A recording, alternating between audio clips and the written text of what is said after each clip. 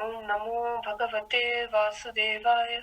Om Namo Bhagavate Vasudevaya.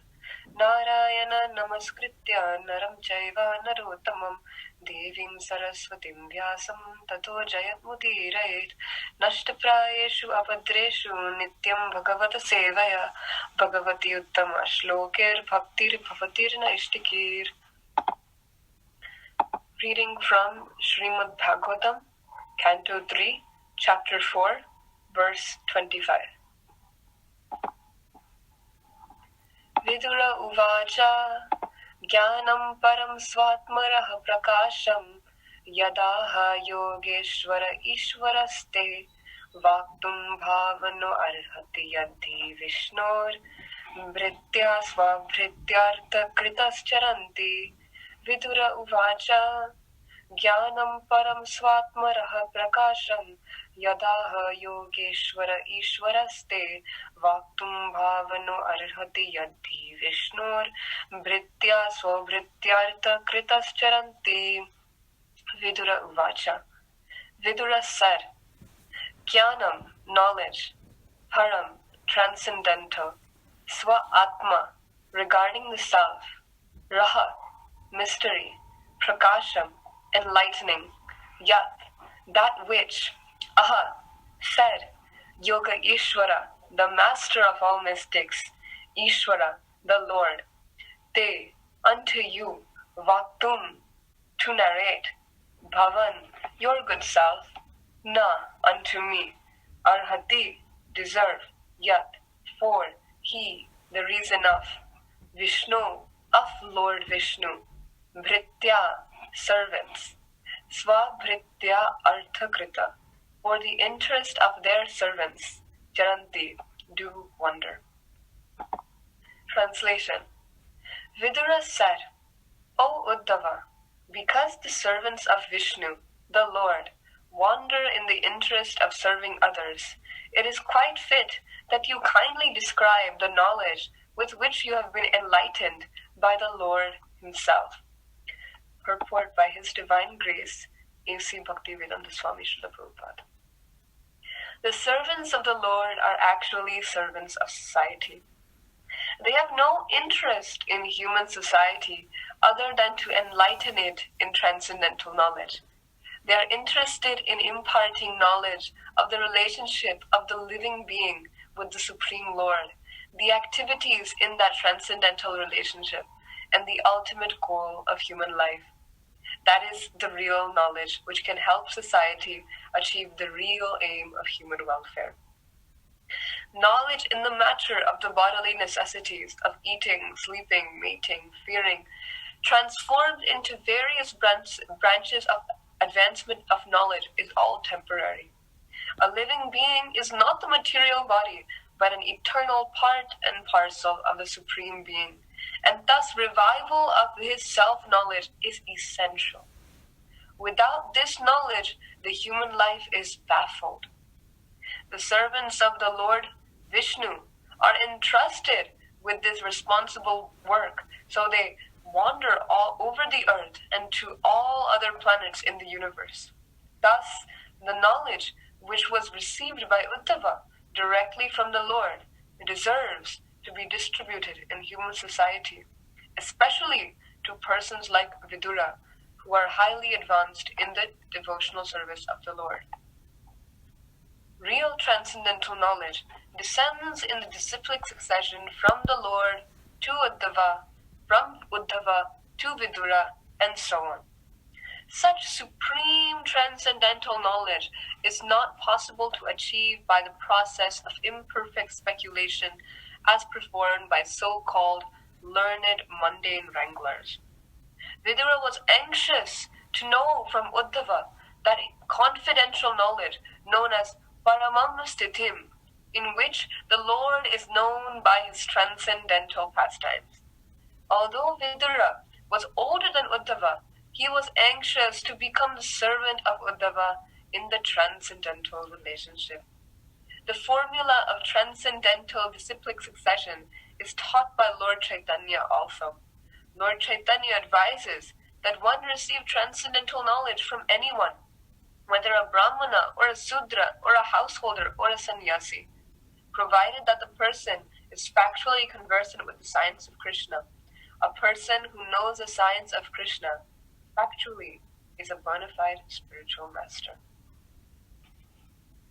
Jnanatimirandasya jnananjanashalakaya chakshurunmilitam yena tasmai Shri Gurave Namaha.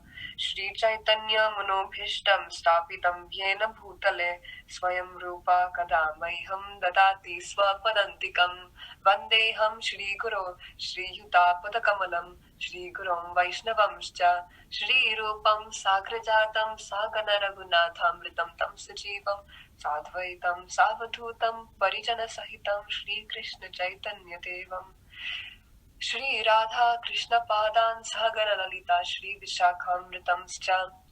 He Krishna Karuna Sindho Dina Bandho Jagatpate Gopesha Gopika Kanta Radha Kanta Namastute Tapta Kanchana Gaurangi Radhe Vrindavadeshwari Vrishabhanu Sute Devi Pranamami Hari Priye Vanchakalpa Tarubhyascha Kripa Sindhubhya Evacha Patitanam Pavanebhyo Vaishnavebhyo Namo Namaha. Jai Shri Krishna Chaitanya Prabhu Nityananda Shri Advaita Gadadhara Shri Vasadi Gaura Bhakta Vrinda. Hare Krishna Krishna Krishna Hare Hare Hare Rama Rama Rama Hare Hare. Hare Krishna, dear devotees. I hope you all are doing well. I offer my respects to all of you for giving me an opportunity to study this beautiful verse and to share whatever I have learned with all of you and to discuss with all of you. So thank you all for joining. I would also like to offer my respects to His Holiness Rompa Swami Maharaj because he has helped me through his Vani to prepare for this class and to study deeper into the different meanings and, as we will see, the rahasyas of this verse. So today in this verse, we will be studying the exemplary quality of Vidura in asking Uddhava to speak transcendental knowledge. So we'll be studying the courteous dealings of true Vaishnavas, like Vidura Maharaj. We will also be discussing the importance of the questions that he asks. Please enlighten me on self-knowledge, or Atma Tattva. And we will also be studying the position of a devotee like Uddhava. So with those topics in mind, let's dive into the setting. So just the morning prior, Lord Krishna has left this material world. He has disappeared from the vision of sight of this material world. And upon seeing that Lord Krishna has left, Uddhava is totally devastated, in grief, in moroseness. And he is in transcendental grief and moroseness. And he is by the banks of the Saraswati, and he is very, very sad. And along comes Vidura.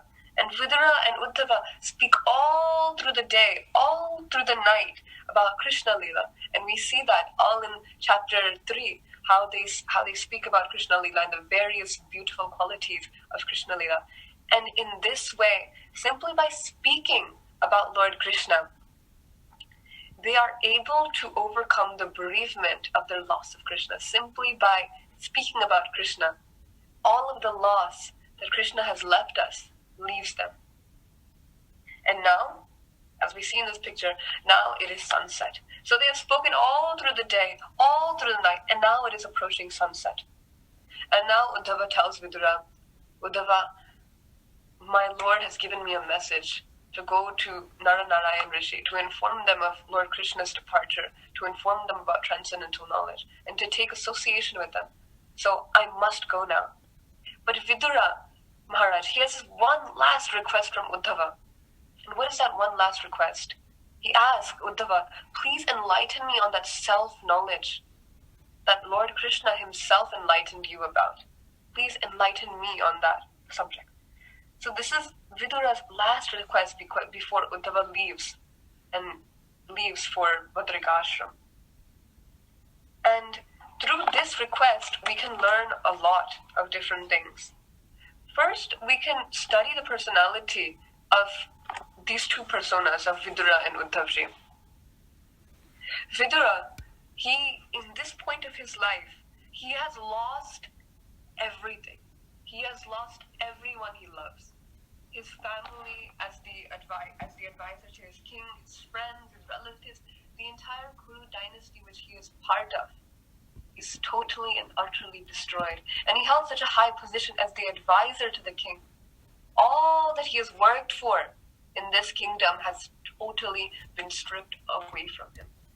That is the setting of Vidura Maharaj's grief. He has lost everything. So on the external level, we understand that this is a man who is devastated in bereavement. He is devastated on the loss of so many lives in the Mahabharata war, in Kurukshetra war. And we see that playing out in our own real life. Recently, we had the loss of the association of a wonderful devotee, our dear Nandadulal Prabhu, and there was so much acute pain and loss as such a wonderful devotee. And this verse and this setting of this verse in Srimad Bhagavatam perfectly mirrors the situation that we are currently undergoing. The loss of someone we love, and not just someone we love, someone we had a very spiritual connection with. That is so devastating and gives us so much acute pain and loss. But we understand that through the example of Vidura, as spiritual people, we have this very incredible gift. I have this very incredible gift because we have the ability to understand that behind everything in life, we know that there is an external level, there's also an internal level. That there is a divine plan that Krishna has with every single thing, every single tragedy, every single mishap, every single fallout we have with someone. Everything has an internal reason to it, that Krishna has a plan. And so, as spiritual people, we are very powerfully equipped to go through life's dilemmas, life's tragedies, life's losses. And we understand that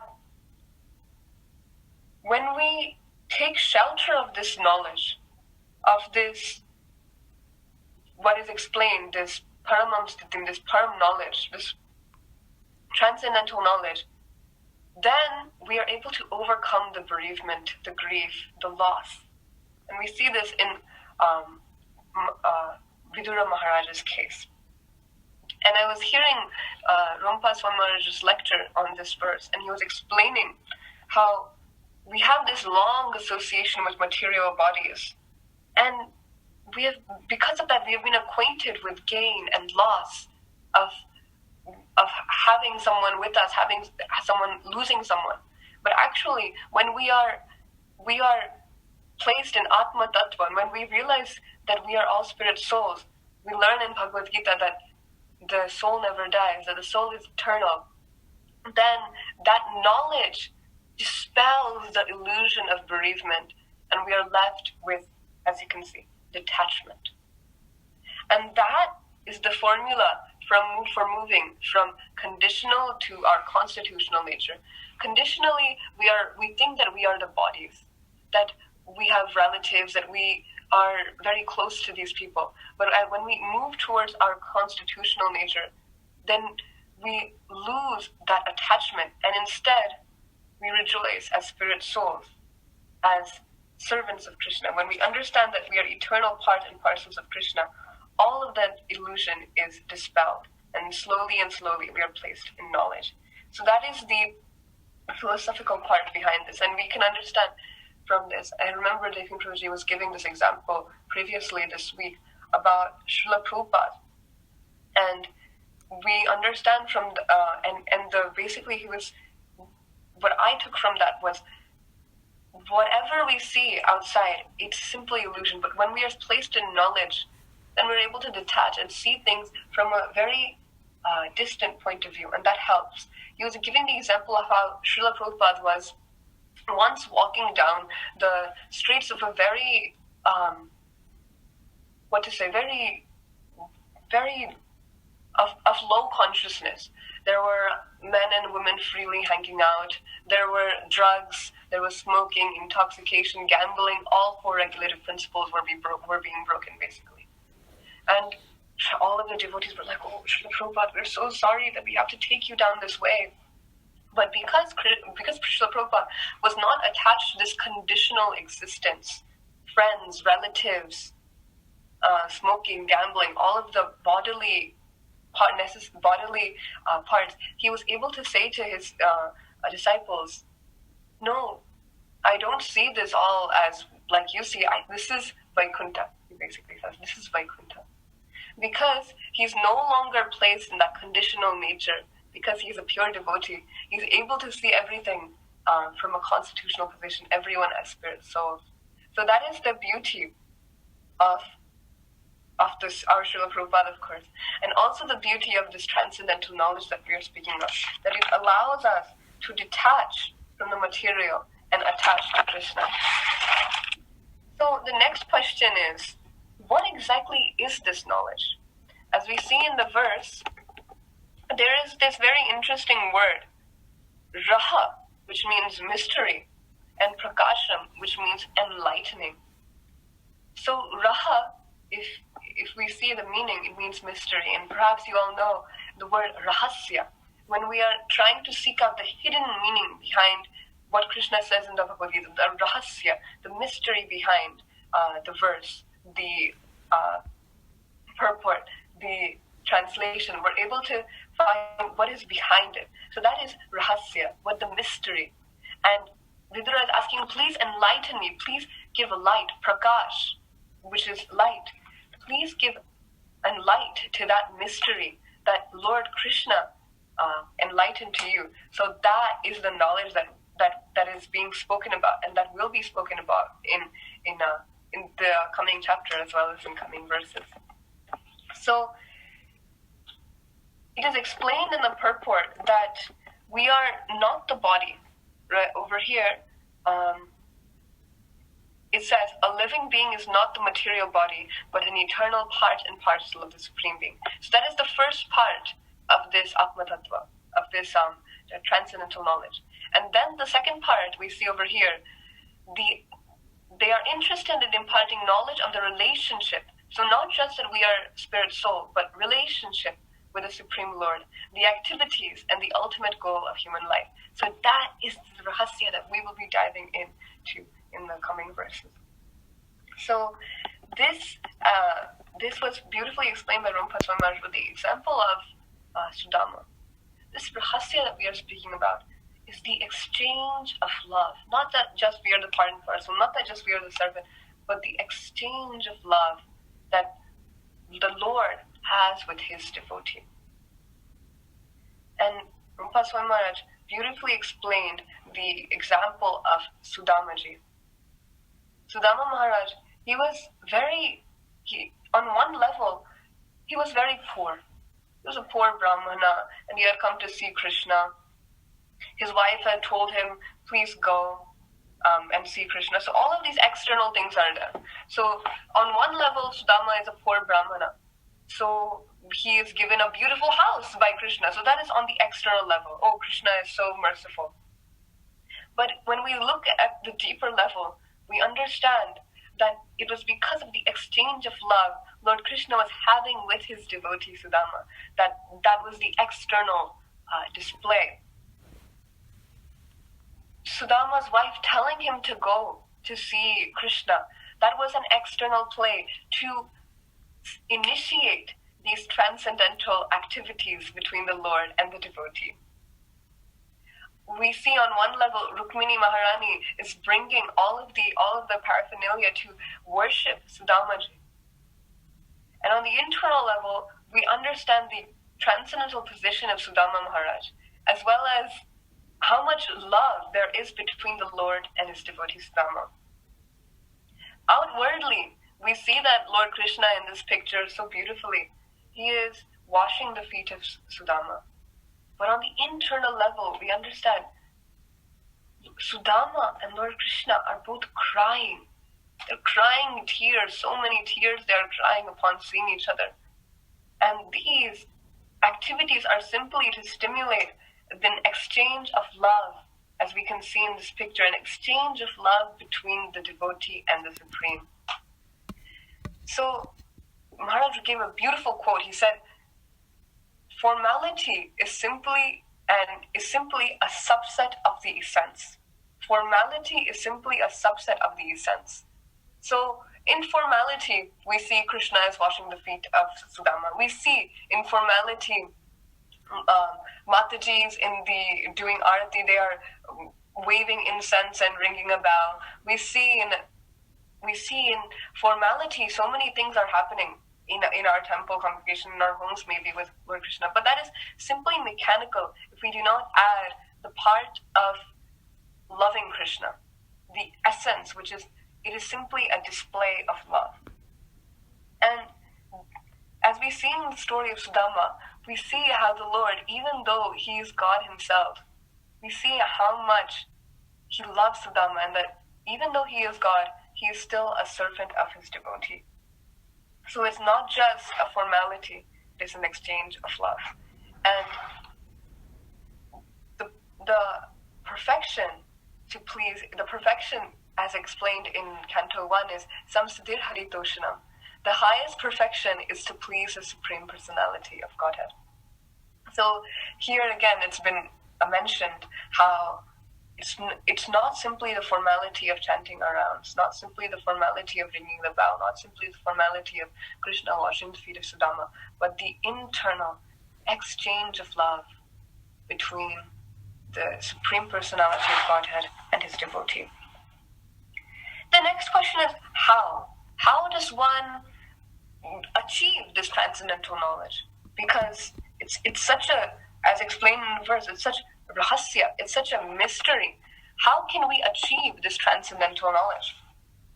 And to do this, I want to dive in a little bit into the persona of Vidura Maharaj. Vidura, who is asking this humble question to Uddhava, please enlighten me on transcendental knowledge. He is Dharmaraj himself. If we read into the Mahabharata, we understand that Vidura is Dharmaraj himself, Yamaraj himself. He is a great devotee of the Lord. He is also much older than Uddhava. We understand that Vidura is of the age of an uncle of Krishna. Krishna is like his nephew, and Uddhava is of the same age of Krishna. So it's almost as if an uncle is speaking to his nephew, please enlighten me on this knowledge. And so if we see in the material sense, that's a very, very, very awkward thing for an uncle to ask a nephew, please enlighten me, please give me knowledge, please rahasya prakasham, please give me light to this mystery of transcendental knowledge. Even more than that, Vidura is in full knowledge of the Absolute, being a devotee, a pure devotee himself. We've read so much, and so many devotees have pointed out the exemplary qualities of a Vaishnava like Vidura. So many stories we read about Krishna coming into the house of Vidura. So he's a pure devotee of the Lord. He is in full knowledge of the Absolute. And what's more, he was an advisor to King Dhritarashtra himself. I was doing some research, and I found out that Vidura also has a book called Vidura Niti, where all of the advice that he has given to King Dhritarashtra is written down. Although King Dhritarashtra did not take advice from him, still he would come and he respected Vidura for all of his advice, because he knew that Vidura knew the truth. He knew what to do. He was so apt at both material knowledge and spiritual knowledge. He was so apt at it. Still, why is it that even though he is older, even though he's Dharmaraj himself, even though he's in full knowledge, even though he's an advisor of King Dhritarashtra himself, he still accepts Uddhava as his guru? And so here we can understand that Vidura Maharaj is showing to us how we can approach someone for knowledge, and also the courteous dealings of a Vaishnava. Even though we may know the knowledge, still we ask, as explained in the Bhagavad Gita, tad vidi pranipatena pariprashnena sevaya upadekshanti te jnanam jnaninas tattvadarshinaha. So just like a guru is able to, just like we approach a guru submissively with the intent to learn. So similarly, Vidura Maharaj is doing that by asking Uddhava to enlighten him on this knowledge. So he's basically playing the part to show us how to ask, how to be humble, how to have courteous Vaishnava dealings. And I was also thinking this also mirrors into our own life, into my own experience right now. Although all of you are much older than me, although all of you have full knowledge of the Absolute, although you are fully in complete knowledge of the essence of the Srimad Bhagavatam and this verse, still you are allowing me to share my knowledge in hopes that I can also learn more. So we can understand even from this situation how the real life, how Vaishnava dealing should be. So throughout the world we see this, how Vaishnavas act, the courteous Vaishnava dealings, that Vaishnavas do not see the age barriers, that there are no age barriers in Krishna consciousness. We see amazing examples of Prahlad, Dhruva, and even though all of you are much older and wiser than me, you're still listening to me. And so we understand that this essence is rahasya, that anyone can explain Srimad Bhagavatam, that there is no age barrier, there is no barrier in any type of bodily concept. So this also goes back to what we were speaking about over here, this bodily culture that we have created, this long association with material bodies. But because we are Vaishnavas, you are able to overlook this bodily concept and instead simply take the rahasya, the essence, the mystery, instead of looking at all of the bodily gains, all of the bodily losses. So we see that it's all tied back here to the transcendental knowledge. And what does Uddhava do? He sends that respect right back to Vidura. We will see in the following verses how Uddhava, he will tell Vidura, I'm not fit to be your spiritual master, and he will lead him to another person, Maitreya Muni. And of course, we will read that more. But here, we also see that in our own temple. Even though someone may be scheduled to sing a Gora Arti, even though someone may be scheduled to speak in lecture, we know how our administrators, how Madhupati Prabhuji, they always make sure to give the highest respect to the most respectful person there. So, say there is a person of more experience in Krishna consciousness, all older, wiser. Even though someone is scheduled, we will always give preference to them because they have given their lives to Krishna consciousness. They have more knowledge. And we do not look at the bodily covering. We simply accept devotees as they are. We also see this. We see this play out both in our temple and also in the Srimad Bhagavatam. So very glad to see those relationships. And of course, no presentation is finished without an example of Srila Prabhupada. And in the purport, it explains how the servants of the Lord are actually servants of society. And that is our Srila Prabhupada. He as exemplified in the last word, Charanti, he wandered the world 14 times so that we would not have to go through the 14 planetary systems. So we understand the position of Uddhava as a servant of society, a position of Prabhupada as the servant of society, giving true welfare to all the residents of the world. And of course, in the end, they are here to instruct us, Samsiddhir Haritoshanam. The highest perfection is to please the Supreme Personality of Godhead. And with that, I would like to end today's class and hear if anyone has any reflections. Hare Krishna.